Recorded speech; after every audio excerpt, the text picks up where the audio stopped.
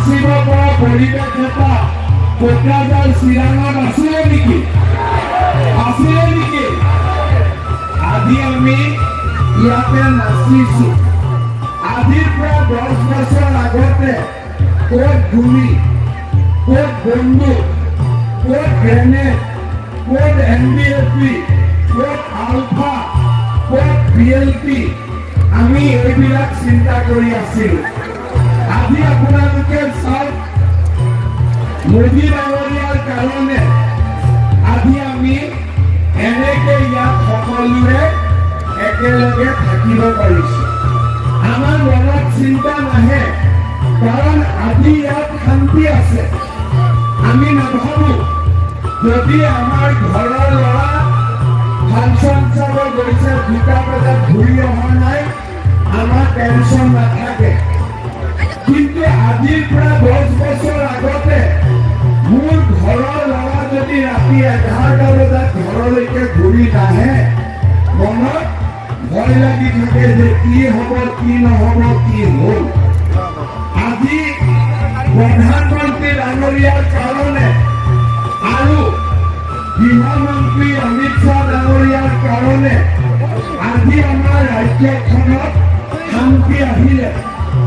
আপোনালোকে চিন্তা কৰক, যোৱা 3 বছৰ মই অসমৰ মুখ্যমন্ত্ৰী হৈ আছো, কোকৰাঝাৰত মই এদিনো বোমা বিস্ফোৰণ দেখা নাই, ওদালগুৰিত মই এদিনো বোমা বিস্ফোৰণ দেখা নাই, আৰু আন্দোলনো দেখা নাই। আজি এই পৰিৱেশ আমি কাৰ কাৰণে পালো?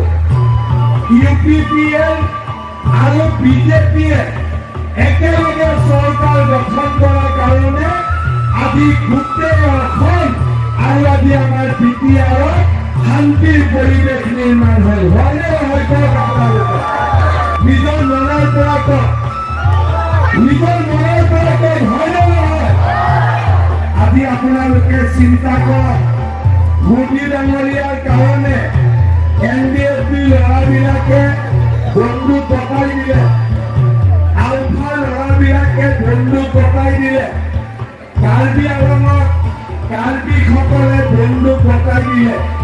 আজি আমাৰ অসমত বন্দুকৰ শব্দ নাই, গুলিৰ শব্দ নাই। এসময়ত যেতিয়া BPF দলৰ ইয়াতে চৰকাৰ আছিলে, মানুহক বন্দুকৰ শব্দত ভোট খুজিছিলে। এতিয়া হাত জোৰ কৰি মানুহক ভোট খোজে, হয়নে নহয়? আগতে যি মানুহে বন্দুক দেখুৱাইছিল, সেই মানুহে এতিয়া হাত জোৰ কৰিবলগীয়া হৈছে নে নাই আপোনালোকে?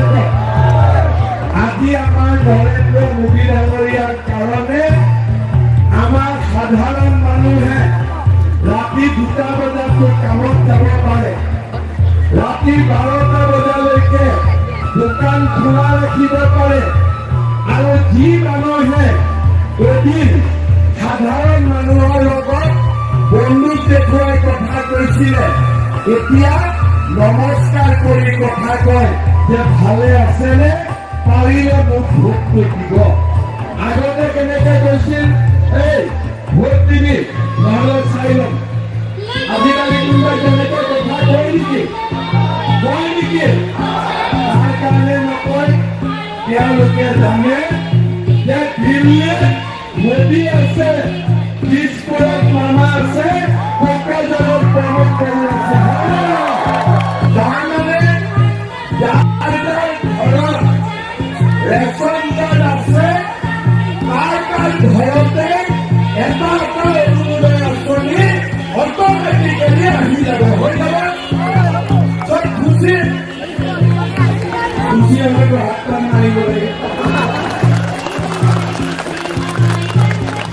এতিয়া আৰু আপোনালোকে অৰুণোদয়ৰ কাৰণে ক'তো যাব নালাগে। যাৰ যাৰ ঘৰত এখন ৰেচন কাৰ্ড আছে, তাৰ নম্বৰ আমাৰ লগত আছে, সেই নম্বৰৰ এগেইনষ্টত ঘৰৰ মহিলা মানুহগৰাকীৰ নামত আমি অৰুণোদয় আঁচনি মাহত 1250 টকা পঠাই দিম, হৈ যাব। যাবলৈ অৰুণোদয় দিব পাৰে নেকি? যাবলৈ অৰুণোদয় দিব পাৰিব নেকি?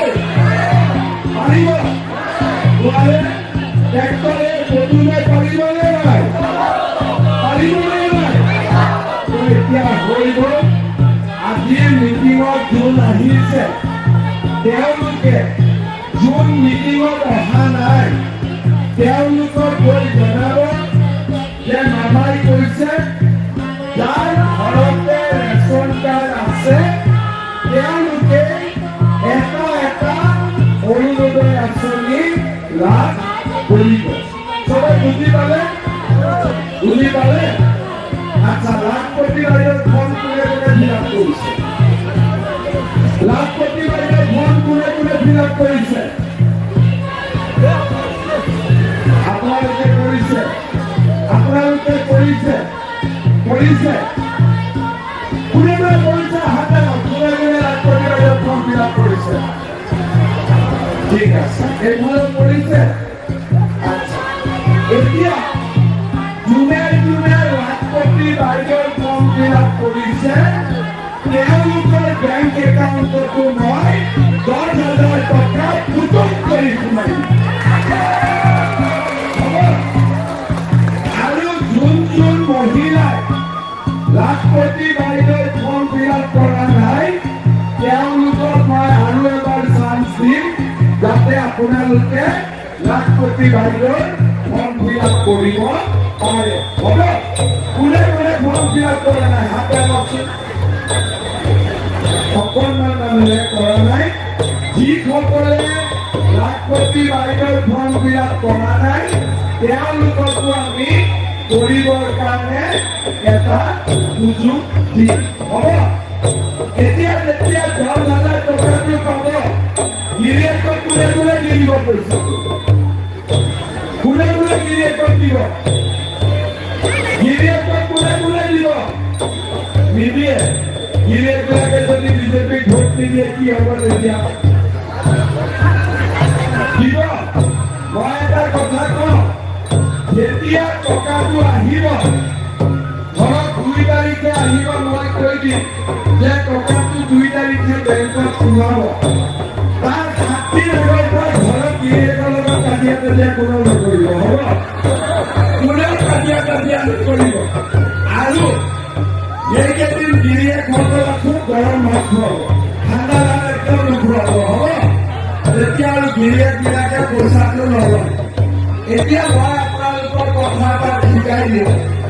এই 10,000 টকা যিসকলে পাব তেওঁলোকে গিৰিয়েকৰ দোকানত দিয়ক, নিজে এটা ব্যৱসায় কৰক।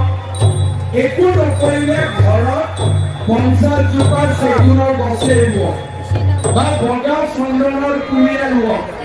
টকাটো যদি আপোনালোকে 10,000 টকাটো ভাল কৰি ব্যৱহাৰ কৰে তেতিয়াহ'লে মই আপোনালোকৰ বেংক একাউণ্টৰ পিছত আকৌ 25,000 টকা আপোনালোকক দিম।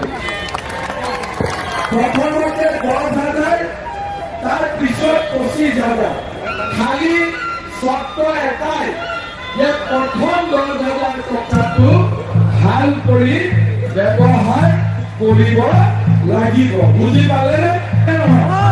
অসমৰ ভিতৰতে এইবাৰ চিৰাঙত মেট্ৰিকৰ ৰিজাল্ট ভাল হৈছে। এতিয়া মেট্ৰিকৰ ৰিজাল্টটো ভাল হ'ল, কিন্তু ল'ৰা আৰু ছোৱালীবিলাকক আমি কলেজত এডমিশ্যন দিব লাগিব। কিয় দিব লাগিব? চৰকাৰী চাকৰি এতিয়া বহুত ওলাই আছে। মই আপোনালোকৰ অলপ পিছত চৰকাৰী চাকৰিৰ বিষয়ে কম। এতিয়া আমাৰ অসমত যিমান চাকৰি ওলায় এই চাকৰিবিলাকৰ উপৰি কেন্দ্ৰীয় চৰকাৰৰ চাকৰি ওলায়, লগতে আমাৰ অসমত বহুত কেইটা নতুন নতুন উদ্যোগ আহি আছে। বঙাইগাঁও ৰিফাইনেৰীও এতিয়া এক্সপানশ্যন হ'ব। অসমত এটা উদ্যোগীকৰণৰ পৰিৱেশ হৈছে, কাৰণ এতিয়া অসমত আন্দোলন নাই। মোৰ ল'ৰাটোৱে যদি পঢ়া শুনা কৰি এটা চাকৰি পাব পাৰে মোৰ ঘৰখন দৰিদ্ৰতাৰ পৰা মুক্ত হ'ব পাৰিবনে নাই? তেতিয়া ঘৰত দুখীয়া নোহোৱা হৈ যাব, গৰীব মানুহ নোহোৱা হৈ যাব। সেইকাৰণে আমাৰ ল'ৰা ছোৱালীক আমি পঢ়াব লাগে। মেট্ৰিক পাছ কৰি খালি ঘৰত বহাই থলে নহব। এইবাৰ আমি ল'ৰা ছোৱালী কলেজত এডমিশ্যন দিব লাগিব। এতিয়া মানুহে মোক ক'ব যে এডমিশ্যন দিব পইচা ক'ৰ পৰা পাম মামা, আমাৰতো পইচা নাই। আচ্ছা এডমিশ্যন দিলোৱে বাৰু, স্কুলত কলেজত অহা যোৱা কৰিব, চাইকেলখন কোনে দিব, খৰচ কোনে দিব, আৰু ল'ৰা ছোৱালীটোৰ কিতাপ কোনে কোনে কিনি দিব। এইবাৰ মই কি কৰিছো যে ল'ৰা হওক ছোৱালী হওক এইবাৰ কলেজত এডমিশ্যন পুৰা বিনামূলীয়া হ'ব, কোনেও 1 টকাৰ পইচা দিব নালাগে। ল'ৰা হওক ছোৱালী হওক কলেজত এডমিশ্যন দিব বিনা পইচা। এডমিশ্যনৰ খৰচটো কোনে দিব? চৰকাৰে দিব, দেউতাক মাকে দিব নালাগে। তাৰ ওপৰত যিমান বিলাক ছোৱালীয়ে এইবাৰ কলেজত এডমিশ্যন ল'ব চবৰে যোৱা অহা খৰচ হিচাপত বেংকৰ একাউণ্টত মই 10,000 টকা জমা কৰিম। বুজি পালে? এডমিশ্যনো বিনামূলীয়া, বেংকৰ একাউণ্টত 10,000 টকা। আৰু যদি কলেজত পঢ়ে 12,500, যদি ডিগ্ৰী পঢ়ে আৰু যদি ইউনিভাৰ্চিটি পঢ়ে তেতিয়াহ'লে ছোৱালীৰ বেংক একাউণ্টত মই 25,000 টকাকৈ বছৰত দিম। তাৰ মানে কি বুজালো যে ল'ৰাটোৰ পঢ়াৰ দায়িত্ব দেউতাক আৰু মাকে ল'ব, ছোৱালীজনীৰ পঢ়াৰ দায়িত্ব মামাই ল'ব। পুৰা দায়িত্ব মামাই ল'ব।